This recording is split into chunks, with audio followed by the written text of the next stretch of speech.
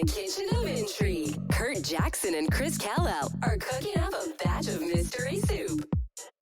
Each episode serves a new blend of tips, tactics, trends, and tales from the business and design sides of the escape room world. So grab your spoon, because this episode starts in 3, 2, 1. Mystery Soup. Welcome to Mystery Soup, the podcast about escape rooms for owners, enthusiasts. I don't know, it's a work in progress. We're early into this, but we are making our way, having a lot of fun, and I am really excited about this episode. But first, we've got Chris, my co-host. Chris is a co-host on another podcast that we do in the summer camp industry called Scamp Life, the programming side. We just hit our 200th episode over there. But we are both enthusiasts of escape rooms. And most of our summer camp episodes, we talk about escape rooms. It's true. Recently, my girlfriend and myself did a 8-month RV trip around the country, well, including Canada. So around North America, we played over 280 rooms and had a great time. She used to own an escape room that I managed. And we are now back in Florida, and we're looking to open a new business because that one was sold in order for us to do that trip. This is the passion, the whole escape room thing. Mm-hmm. And so having a podcast made sense, and Chris was on board with it. Yep. He puts together escape rooms for camp. We're building a new one, right in the middle of building a new one right now. So Yep. Yeah. So if you heard our this last one's a puzzle episode, room. So puzzle room. Yeah. Yep. So this should be episode 3. And we are excited to have John Brooks. Black Mountain Escape was one of the escape rooms that we went to, had a blast, really enjoyed. In fact, North Carolina has some great rooms, some great owners. John, I want to give you a chance to introduce yourself. And thanks for joining us. Thank you for having me. Yeah, I grew up in Central Virginia and ended up in college in South Carolina and spending my summers as a counselor at a camp. We have camping in common because I went on to parlay that into a 30-year career as a camp director. So retired in 2013 from that, but loved every bit of it. And my wife and I still live adjacent to the property of the camp that I helped run, and we have an adult daughter and son, and I'll say more about how they have helped us out in this new endeavor. But yeah, that's me. Nice. So you worked at a summer camp, and we've all done that. And we love summer camps and things like that. Did you have an escape room at your camp by any chance? Was that a thing? We did not. I was there through 2013, and yeah, I don't think I'd heard of the concept even at that point.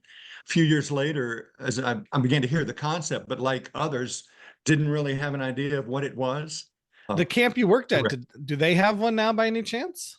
They don't, as far as I know. Yeah, I'm curious if what you're creating for camps is pop-up rooms or one that they will have there consistently. Yeah. I say the one I have, we put in like a normal escape room, pretty simple. It's on a camp budget, so not all the tech. Yeah. But it's a huge hit. In fact, this last weekend we had a retreat group, bunch of ladies out here, and they loved it. And so how about that? Very popular. I'm making a note because you've given me a new business idea. I'll approach the folks that bought us out and see if they want to. Yeah. Chris, you had the mad scientist one first. Yeah. Right? So I've had 3 different ones at camps now. We did a mad science one, and then Curt came into my past camp. So I'm at a new camp now. Curt came and helped me build one that is, we call it Professor. Oh, it was a villain, a goofy villain one. And then right now we're in a castle trying to find the quest for the golden pineapple. So Nice. John, and when we put together the second one, the villain one, it was like an old storage building. Way back when, it was the old shower houses that then they put them yeah. in cabins. And so then it was just storage for years. So we had to take everything out, and we fought off snakes, literally. snakes to one build this fell thing. on Curt from those Yeah. From the ceiling. rafters. Oh, I'm traumatized. John, tell us about Black Mountain Escape Room. Yeah, very good. Black Mountain, North Carolina is just east of Asheville, North Carolina, in the mountains of Western North Carolina. Asheville had a couple of escape rooms when we first got interested, but we wanted to be Black Mountain's premier escape room. So it was 2017. And again, I'd heard the idea, the concept, but didn't really know what it was all about. So we were visiting my brother and his family in Charlotte, and my kids and their cousins said, hey, let's do an escape room. So we went to one and I got hooked. And so the next day we looked for another one and went to a second. The third day, my wife's sister and her husband lived nearby. We said, hey, we've got an idea for us. We went to a third one. So 3 in as many days. And driving home that November from a Thanksgiving break, I called a young friend. He was about the age of my kids. And hey, I said, I have a business idea for us. I had a young business partner who I knew was a motivated entrepreneur, and he had never done an escape room, but he knew the concept. One of the first things we did was go to one of the local rooms and played that. But that was a fun experience, and it gave birth to our first room in the basement of the oldest building in Black Mountain. And it was ship themed. So it's like a World War II destroyer. It's been hit by a torpedo, and the group has to get on board and get the battle plans out of the safe. We had low ceiling constraints, and we thought, let's do a ship where this kind of confinement would make sense. So we wanted an immersive set. And yeah, I won't do any spoilers, but it was a creative way that we created our set. And so that has remained popular. At the time, we thought, okay, 2 years in, we'll change this out and make it an airplane or something. But we've kept it and continue to get business with that room. Yeah, yeah. I looked on your website. You guys are in the oldest building. Is that what I said or saw? That is correct. That's correct. Built around 1895 by a family who they had a wooden grocery store, and they wanted to build this permanent, brick structure. And yeah, it was a grocery store and then a boarding house. They built it so people could stay upstairs as they got off the train. And the depot is literally just across the tracks next to our building. That is really no neat. passenger rail anymore, but that was the history of our spot, which I'll say our first pop-up room after doing our first permanent room, we wanted to tie to the history of the town and the building. And so we did a kind of precursor to one of our rooms now as a pop-up room in the fall. And that was a lot of fun because we got to work on fresh puzzles and new ideas. And we pulled in a friend who helped us brainstorm. So that was a fun part of our You didn't want to make that a permanent room? So we made it a prequel, knowing that we had this broader idea for a time travel room. That gave us more time to think through the storyline and actually acquire a little more space for our time travel room. Okay. Yeah. Tina and I are in the touristy area, but it's big on fishing. And so one of the rooms that we're looking to do is a fishing room, just to play on the history a little bit. She's really up on the idea, and I don't know, because you get a lot of tourists. Are they going to be into that? So interesting you should say that, because we did get great response from locals who were learning things they didn't know about the town, about this family. But I've seen comments that people have left where they referenced that. They liked the fact that there was a tie to history and they weren't from around here. Yeah, I encourage you in that. I think that's Okay. a fun tie. Nice. Being in your historic building, have you had any issue? I don't know if you're on like a historic landmark or anything like that. Is there any like government requirements that you can do or not do in your building because of it? So yeah, we are on the National Register of Historic Places. We own the building, so we can actually do whatever we want with it. Okay. But we would risk, or we would not get any funding for certain projects. It's funny, we changed out all the windows this year and have asked our accountant if there can be some write-off because of preserving the history that way. But yeah, really, that hasn't been a hurdle. Yeah. Good. So I know there's a church in my area that's on one, and they have to ask before they can even paint. Like they have to get permission on colors and stuff even. So interesting. I guess you have to ask if you want to keep that status. I'm not sure exactly how the rules apply, but we were not restricted other than with local building codes. Yeah. that's good. Those escape rooms that were in the area when you started, are they still around? So interestingly, the first one I took my business partner to, I would say was, I would say it was two-dimensional. It was literally just posters with a lockbox beneath each poster, Oh, basically. wow. And they did not last. They were in a Yeah. location, a mall location. But for being new to the thing, we enjoyed the mental challenge of that and felt, okay, we can make ours more immersive. I guess that was the thing with the third room I did in Charlotte. The second room was high tech. The first room had some really fun storyline stuff. The third room was a mom and pop, almost like a grandma's attic thing. And I realized, oh, they've just taken stuff they had around their house and created some clever puzzles. And I thought we can do that. And then that first local when we realized, okay, we can try to go a step further. So two have gone out of business in our region, two others. And when I say two businesses, one of the business and another person you should interview has 3 locations now and is doing really well as a mom and pop. Yeah. Oh, wow. Okay. Yeah. Shout out Fox and Otter. Yeah. we played there too. All right. Interview Farron. Yeah, All right. cool. It's funny because you talk about being immersive and everything else, and yet some of those mom and pop places that aren't so high tech, they could be really fun. And I think about the Louisiana area. We went to 13th Gate, and 13th Gate, you're just like, wow, it's very immersive, it's very big, and it's impressive. But Clu Carré has a couple locations. They're smaller games. They aren't 13th Gates, but they're just fun. And we just have so much fun when we played their rooms that we're like, okay, this isn't 13th Gate impressive. It doesn't have a lot of tech that they do, and it's not really immersive. But man, the puzzles are just a good time. And it's good. It's not like posters and boxes underneath. They're professional, but there's just such a difference between the two. But I tell you what, we had so much fun at Clu Carré. That's great. That's great. So Asheville's pretty touristy, right? There, from what I've never been there. It is indeed.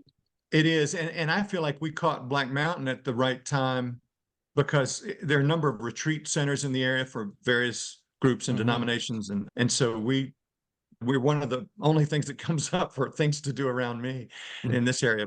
But we also get Asheville traffic as well. Is there certain times of year a little bit busier because of the tourism, or? I guess summer's busier. Surprisingly, we thought a lot of the restaurants get really slow in the winter, but our escape room has done well in the winters. I guess a warm place to have an activity. Our lightest month, I don't know if this is true across the board, but is May, as people are finishing up school and focused on that transition. I don't know. That makes sense. I can see that. Yeah, May's a busy month for you got proms, you got graduations, you got all that. It's chaotic. You did these few rooms in Charlotte and then decided, hey, let's do this. Did you immediately go and play other rooms, or are you like, after 3 rooms, we built this amazing room? Here's what it is. And you all get this. I think work in camping and as a camp director preps you well for creative thinking and for game theory and for saving random things that can be used eventually in something you hadn't thought of yet.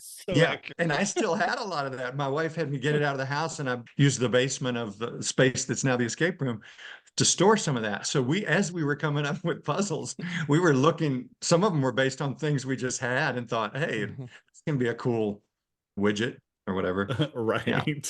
Yeah. And I'll say this, the most exciting part of the whole process for me is the brainstorming and storyboarding of the gameplay and game flow. And so this young creative guy and I have had fun with that. And since then, all of the rooms, we've pulled our staff in, and they make that, we involve them in not just play testing, but in coming up with some of the games and props. And for us, part of it was we thought, okay, let's attempt this and attempt some unique puzzles on our own before we've played too many other rooms, just so we can see what we're capable of with fresh eyes. And then we began to take our staff and play other places, and we always get a lot out of that.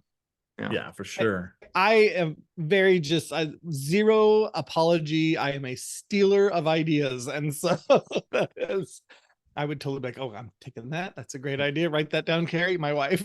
Like, Yeah. Well, to be fair, Chris steals ideas, but he also shares all of his that's true. ideas through nice. speaking, through his Got some writing, books and through the yep. podcast and everything else. So, yeah. Nice. Our third room is magic themed, and I was a amateur magician in high school and college and earned pizza money that way. So I wanted to do a magic room eventually.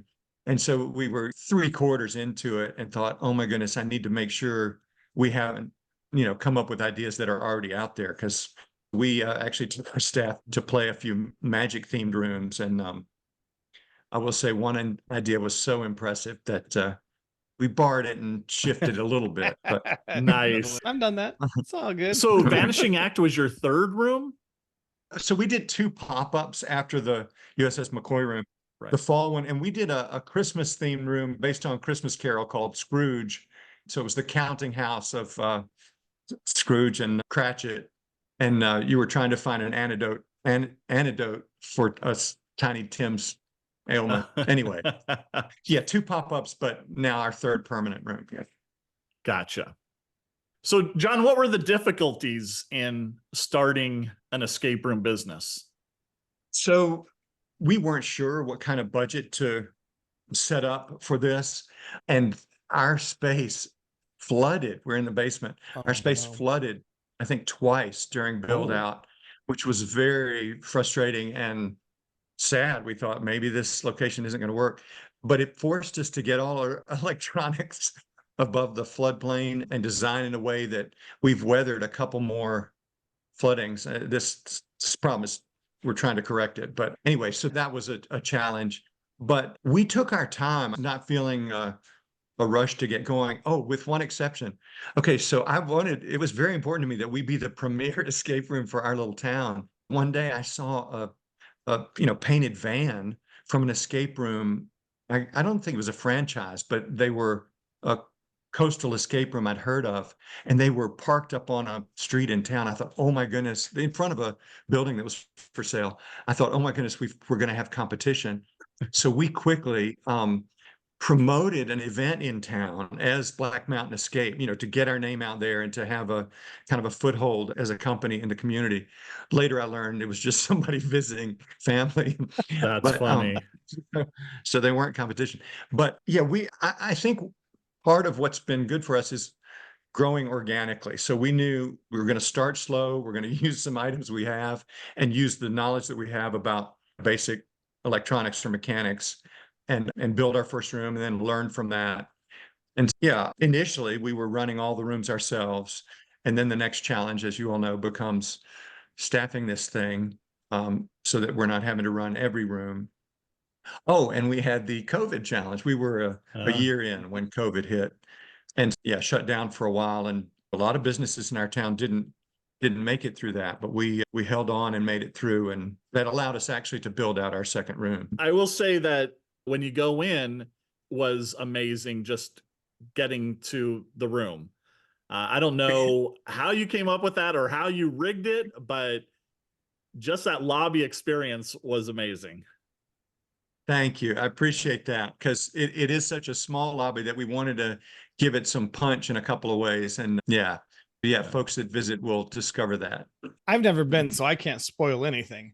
But I think lobby, and it starts you off on such a good foot. If you have a cool, here's how you get in, here's how it starts. Because there's been so many rooms there. You just walk in, oh, you're here for the room, blah, blah, and then you just, okay, here's the rules, we go in. But man, do you get a good entrance and fun things like that? It's memorable. It'll stick with you. So that's awesome. My business partner, by the way, and I both had camp experience. And so the whole concept of teachable moments and not letting them go by was in our DNA. So he had decided on a design element in the lobby that's basically just 4 Edison bulbs hanging at different heights. And we use that with every group. We say, we have a pretest question for you, and we have them look at those and discern what the differences are. And then we point out, and we try to make this as simple as we can, but we point out that just as each of those lights is different, each is giving light to our lobby, each of you is going to see things in the escape room that others in the group miss. Communication is key. We see heads nodding. They appreciate, I think, that little teachable moment if we can deliver it. Okay, stealing that. Love that. So any other difficulties in running the room? We've had great success with young room hosts. I know some very sharp people and have met very sharp people who've been great room hosts, but because they're still in high school, the scheduling of these folks is tricky. And so we've got great coverage on weekends most of the time, but spottier at other times. And I have not wanted to, put out any help wanted ads.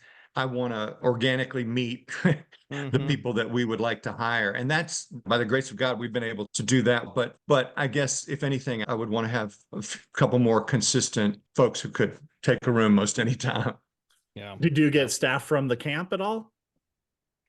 My original business partner, and then and actually our first general manager was also a camp person. Camp folks can do anything. There are a lot of local camps in our region. We try to give a discount to the staff for their nights off. And I don't want to steal anyone away from a camp, but we have our radar up when someone sharp comes along.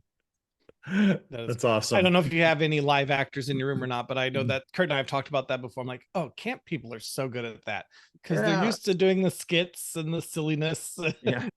Tina and I are looking for a new space.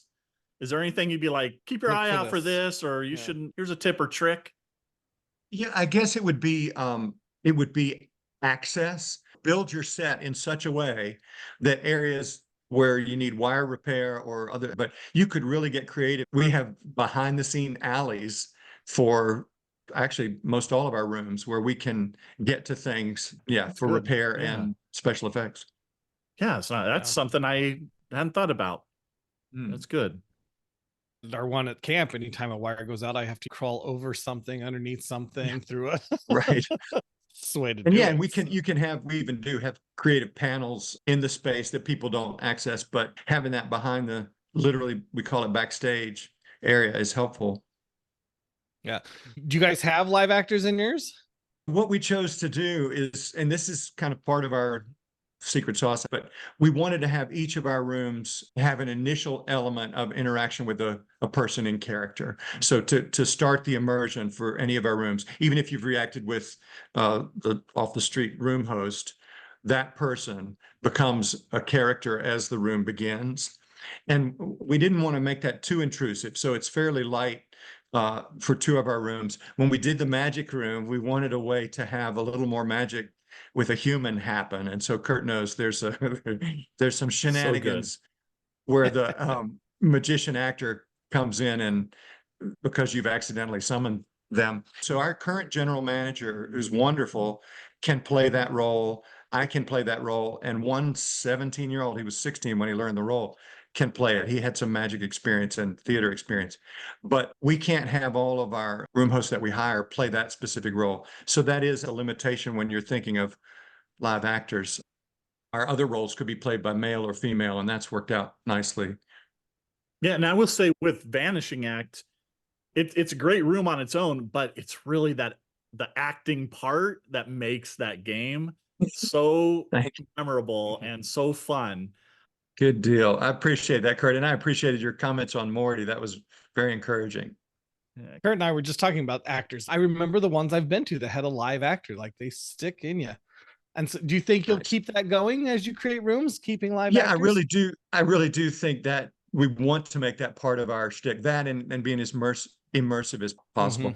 So we know some owners who do consulting, and half of their rooms, great rooms, have an actor. And the other half don't. They're like, don't do it. I'd say 75% of our favorite rooms have actors.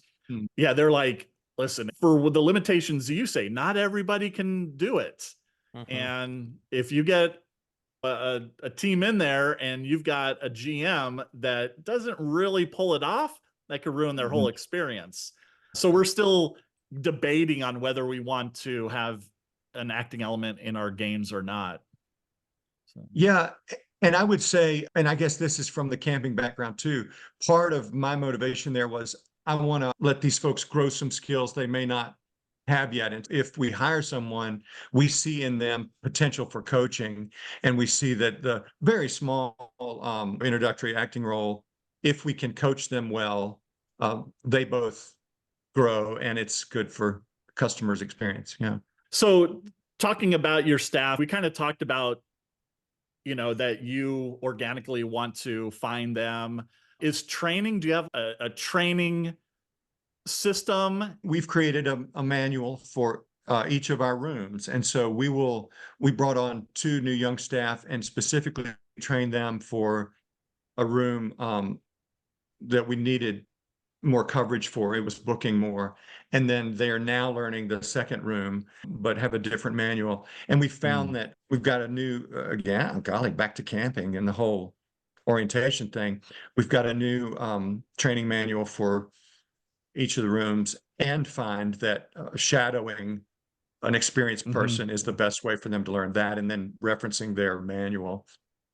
How long does it take to train somebody for one room? We'll do an intensive with them on logistic things if we're hiring them, and then have them observe us 3 or 4 times, and then give them elements of the meeting the public and giving the spiel. And then we'll role play the acting part with just our staff, giving them feedback. The sitting in the control room piece, and we have the software for loaded clues that they catch on too quickly. I guess the thing that only comes with running a room many times is the troubleshooting, right? If something goes wrong or doesn't work, learning those parts is continual training. And our general manager now has been great about updating folks as we fix something or change something. So tell me, what is your process on designing the room? Like, how do you go about creating it and getting it going? My son, who's now 25 and with us as we were laying out the magic room, because he was going to be the person programming some Arduinos and using laser sensors and a knock sensor and various things. And he's a logical thinker. And so we had a giant whiteboard and realized that we needed to move things around. So we got these little Post-it notes and basically did our game flow storyline and where it branched off and moved around Post-it notes. And that part is a favorite part for me, is, creating something out of nothing and tying your clever ideas together. And things, when people are building off another person's idea, that's wonderful for me. And he helped guide us through that. It's funny, I just took the Post-it notes off this 2-year-old brainstorming board the other day, but I took plenty of pictures of it just for nostalgia.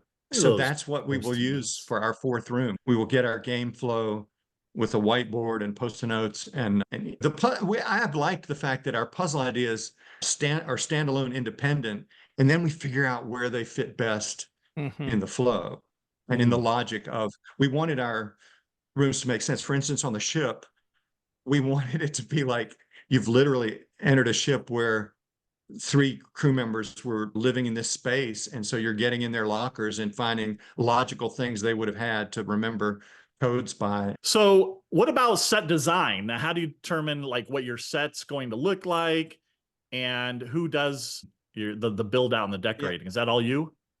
Yeah, all of that has been us. I get a kick out of mentoring young people and learning power tools for the first time. I did that with my own children. And I think there's a way to do that that's safe and is empowering for folks. We enjoy building them out ourselves. I start with SketchUp on the computer, just making sure some things will fit with the ideas we have.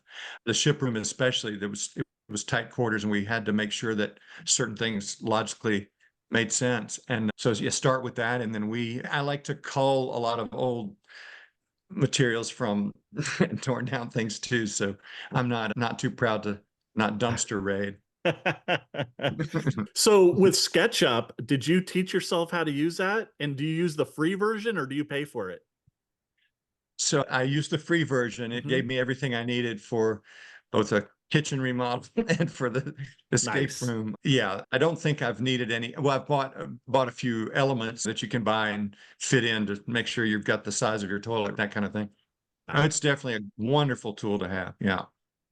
And then one of our employees has taught himself and actually 3D prints some of our props. That was another exciting discovery, is that you can conceive of something and then 3D print exactly what you want. And this guy has helped us with a number of things on that, and actually helped some other escape rooms too. Chris and I have thought about or talked about the whole 3D printing, and we both want to get one. I have a connection. I'm getting one soon. Nice. So Hey, I'm shout out, pumped. go to escapecustoms.com and you'll see some of our props are featured on this guy's website. Oh, cool. Escapecustoms.com. All right. Very cool. Nice. I'll check that out. So you talked about the USS McCoy being a little tight and small. I have the same issue because I'm in a tiny little camp. We got one room. How do escape rooms, like, how do you guys deal with accessibility, things like that? I mean, we just had this ladies retreat, and one part of my room, they have to crawl through an area. And there was one group, I'm like, oh, I don't know if any lady in this group can crawl. They're all little elderly. And so I was very worried about it. But one did, and then the rest I let through a side door. But do you think of that ahead of time or plan that out? How does that go for accessibility? So when we did our first room, we hadn't really thought about that. And we had a prominent member of the community had been paralyzed in a tragic accident. And his wife called wondering, when we opened, she was wondering, is this accessible? And I felt awful that we were even trying to think of a way that it could be. So when we did our magic room, it is wheelchair accessible. And I have played other rooms where they've given alternative, right? You either crawl through this pipe or here's the way to get through this door. So I would, if I were designing from scratch, I would think of that alternative way that didn't always have to be used, but could be used. Like, escape rooms don't seem to have to follow ADA guidelines as much. I don't know. I can pretty much almost every escape room I've been in, I'm like, how do you get a wheelchair in here? This is tight. Yet another part of accessibility is, and we came across this a couple times, if somebody is colorblind, because so many puzzles deal with colors. And at one point, Tina and I were talking, it was like, not only if we're going to do a puzzle like that, we also need either patterns or textures as well. We had already designed one puzzle with cents, 4 cents you had to match with spaces right as COVID hit. So we were going to open this room when the band was over and realized some people have lost their sense of smell. So that was kind of interesting. Yeah. I know every time we go in, we're like, oh, not a smell puzzle. We played one game. I love the idea. But you like that, hard. Chris? I do. I love it. But the one I have that's in my escape box, they've all, like, all the smells have kind of combined. I'm like, oh, this is strawberry lemon coffee. Like, I'm pretty sure. We played one game where there's all these pies and they smell different, and some of them smell really bad, like skunk. And you're just like, I don't want to have to smell those again to figure out which is which. It's so bad. I love that. That's a great idea. I have a skunk. We have a pet skunk at our camp. We can do that. The Stinkerbell. Oh my goodness. Love her. So John, as far as like tech, do you build your own tech puzzles? Do you buy the puzzles? And how did you learn the tech? Yeah, great. We attempted some things on our own initially with linear actuators and pulling power from an old computer power source.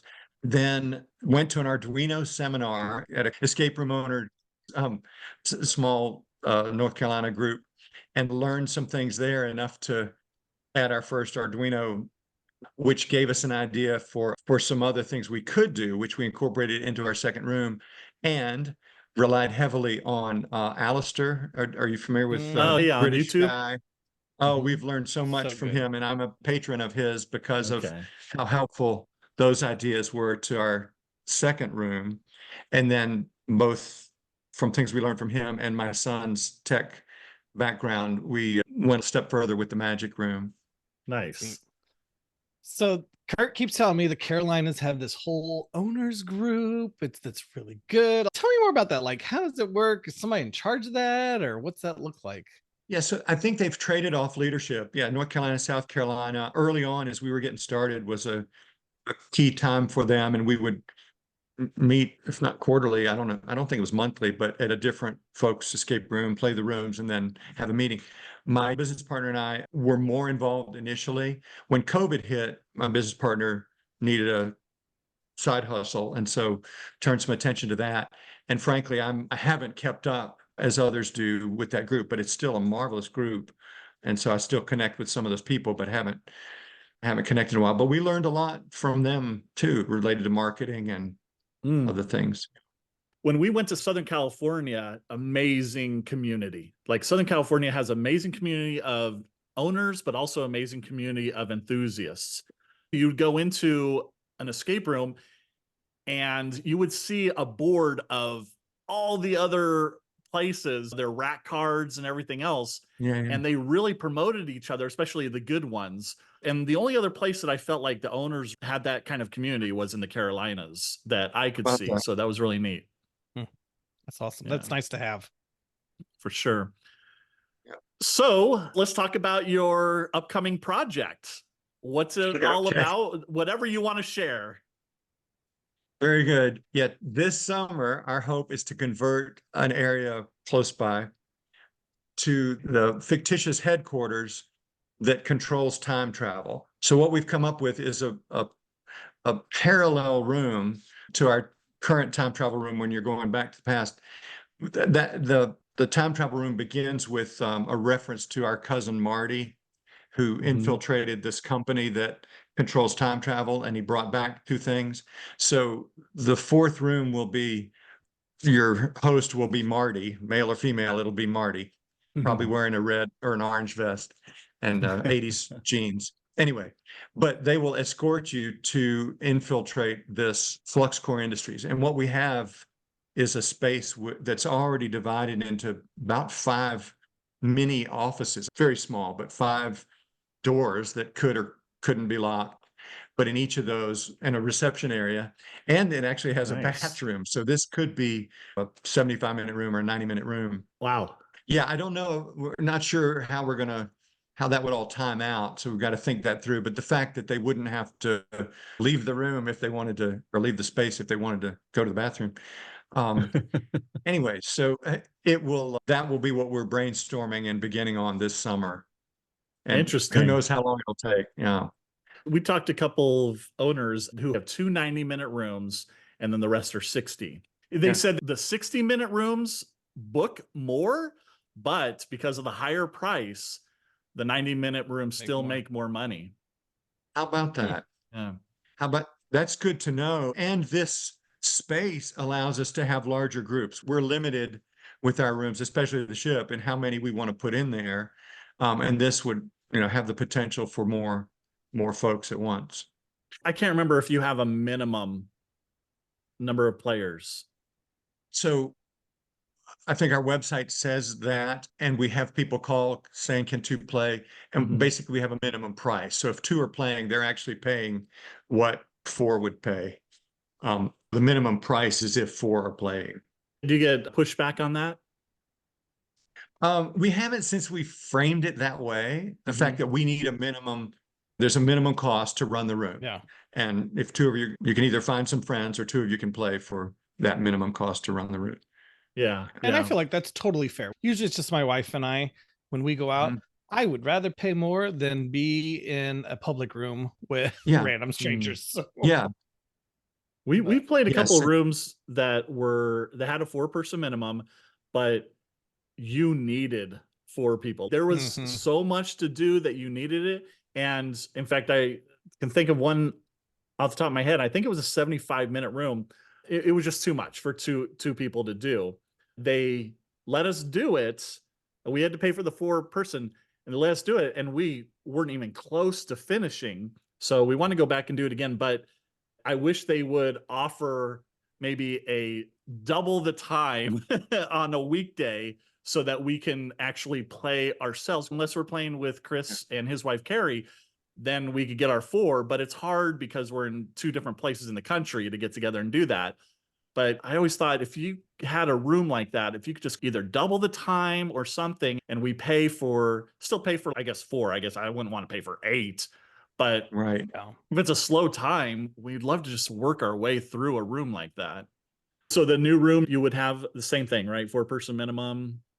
Yes. In fact, there'll probably be some puzzles that require more than 2 people. Yeah. For that reason. And I think people understand that if it's, you literally can't do this puzzle if they're not more than 2 of you. Yeah. We missed out on a lot of rooms because of that as we were traveling. We always look on Morty and we're like, oh, this looks good. Oh, 4-person minimum. We can't play it. Occasionally we'd call and ask, but sometimes they'd be like, no, it has to be 4. I think that's about all what's a good way to get a hold of you if somebody wants to reach out? Very good. You can email info@blackmountainescape.com. Our website is blackmountainescape.com, and it's escape singular, not escapes, right? Yeah. Escape, blackmountainescape.com.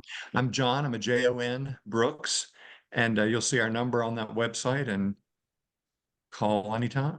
Here's a question I always think about when I see that, like I want to get a hold of maybe the owner or something, and they have the info ad or whatever.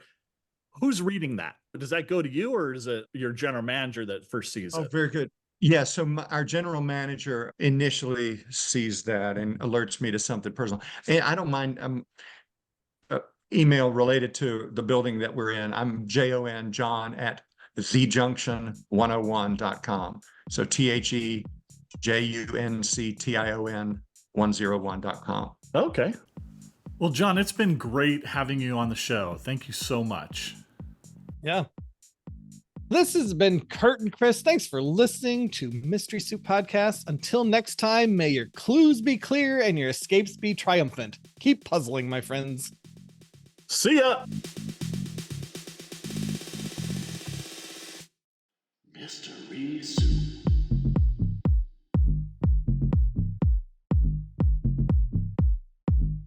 Mystery Soup.